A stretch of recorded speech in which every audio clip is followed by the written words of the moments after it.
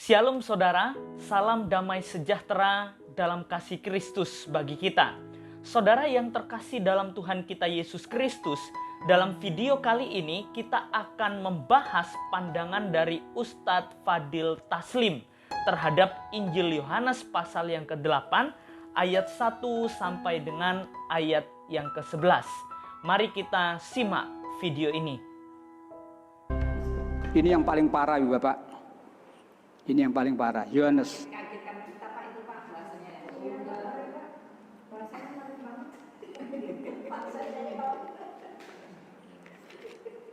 Ibu Bapak, kalau saya katakan zina bebas, percaya enggak?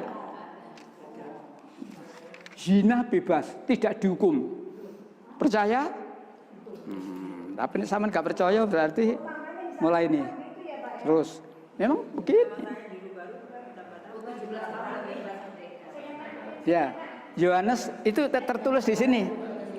Tertulis di lembar itu paling bawah, ya. Tertulis di lembar ini paling bawah. Ya, silakan Yohanes pasal 8 ayat 1 sampai 11. Ya. Nah, saudara yang terkasih dalam Tuhan Yesus Kristus, sangat jelas dikatakan oleh Ustadz Fadil Taslim mengenai tafsiran beliau di dalam Injil Yohanes pasal 8 ayat 1 sampai dengan ayat yang ke-11. Yaitu beliau mengatakan dengan jelas bahwa zina itu bebas dan tidak dihukum. Apakah benar saudara pasal ini atau perikop ini berbicara tentang seperti apa yang Ustadz Fadil tafsirkan? Mari kita membahas bagian ini. Saudara yang terkasih dalam Tuhan kita Yesus Kristus, berulang kali saya katakan bahwa untuk memahami Alkitab dengan baik dan benar, kita harus memperhatikan konteks. Apa yang ingin penulis beritakan, penulis sampaikan kepada para pembacanya. Mari saudara kita perhatikan Injil Yohanes pasal yang ke-8 ayat 1 sampai dengan ayat yang ke-11. Nah saudara, ketika saya membaca bagian ini, ketika saya memperhatikan, saya berpikir mengapa Ustadz Fadil itu sampai berkata dan menafsirkan bagian ini itu zina itu bebas dan tidak dihukum. Nah saudara, kalau saya memperhatikan mungkin beliau cuma fokus memperhatikan ayat yang ke-11. Di situ Yesus membebaskan perempuan yang berzina. Di dalam ayat yang ke-11 dikatakan jawabnya, "Tidak ada Tuhan." Lalu kata Yesus, "Aku pun tidak menghukum engkau. Pergilah dan jangan berbuat dosa lagi mulai dari sekarang." Nah saudara, apakah benar bahwa Yesus mengizinkan perzinahan? Apakah benar Yesus melegalkan perzinahan di dalam kekristenan? Saudara, mari kita perhatikan konteks pada bagian ini. Saudara yang terkasih dalam Tuhan kita Yesus Kristus, pasal 8 ini tidak terlepas dari pasal sebelumnya, yaitu di pasal yang ke-7. Nah, kalau kita memperhatikan para tokoh agama Yahudi itu tidak berhasil menangkap Yesus, sehingga mereka harus pulang dengan tidak membawa apa-apa. Kalau kita perhatikan Yohanes pasal 7 ayat yang ke-45 sampai dengan ayat yang ke-46 dituliskan demikian. Maka penjaga-penjaga itu pergi kepada imam-imam kepala dan orang-orang Farisi yang berkata kepada mereka, "Mengapa kamu tidak membawanya?" Di sini maksudnya tidak membawa Yesus. Jawab penjaga-penjaga itu, "Belum pernah seorang manusia berkata seperti orang itu." Nah, ini permasalahan yang terjadi saudara, bahwa para tokoh agama Yahudi tidak bisa menyalahkan Yesus dan tidak bisa membawa Yesus untuk dipersalahkan. Nah, maka dari itu saudara, mereka mencari cara lain untuk menjatuhkan Yesus dan menyalahkan dia, yaitu dengan cara apa? Dengan cara mempersoalkan perempuan yang berzina di dalam pasal yang ke-8 ini.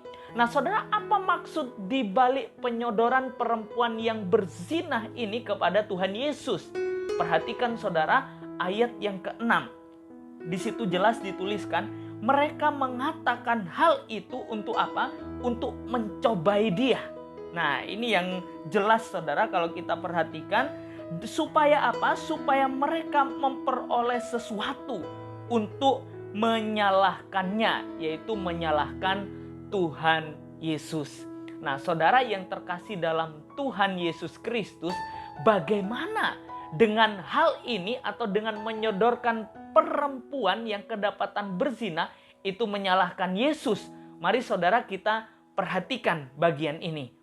Saudara yang terkasih dalam Tuhan kita Yesus Kristus, kalau kita memperhatikan bagian ini merupakan jebakan yang ampuh untuk menyalahkan Tuhan Yesus. Apa yang dapat kita pelajari saudara pada bagian ini?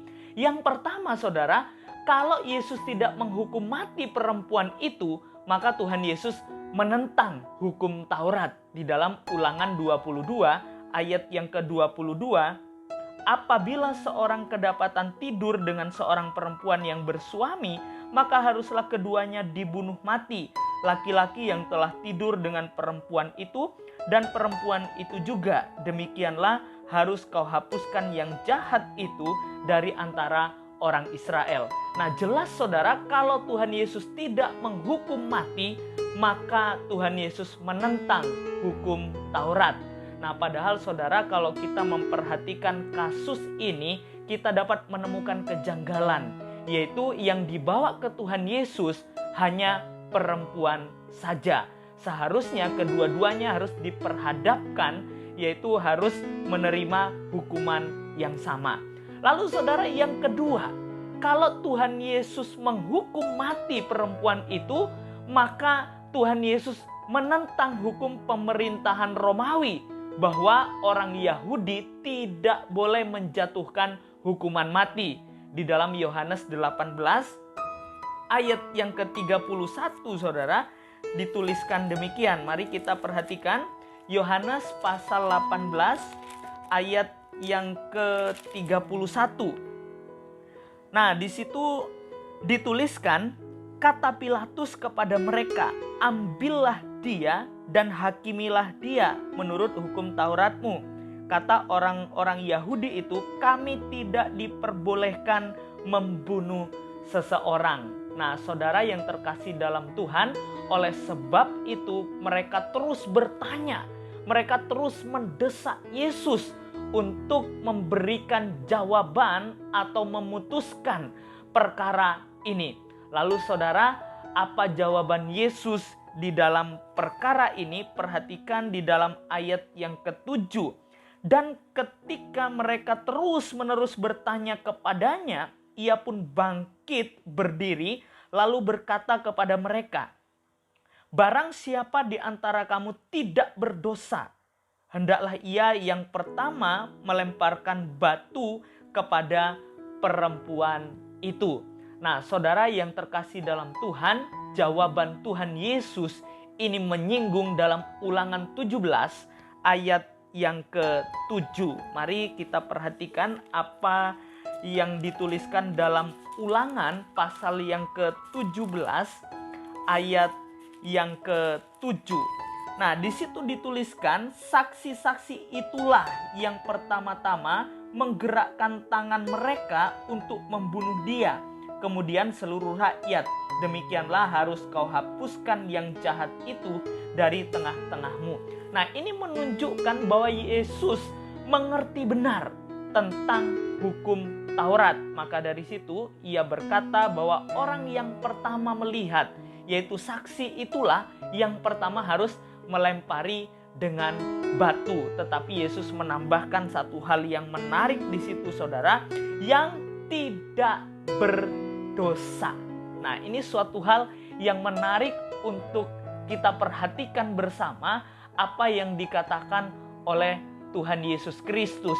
Dan saudara, mereka menyadari apa yang terjadi di dalam ayat yang ke-9. Tetapi setelah mereka mendengar perkataan itu, pergilah mereka seorang demi seorang, mulai dari yang tertua.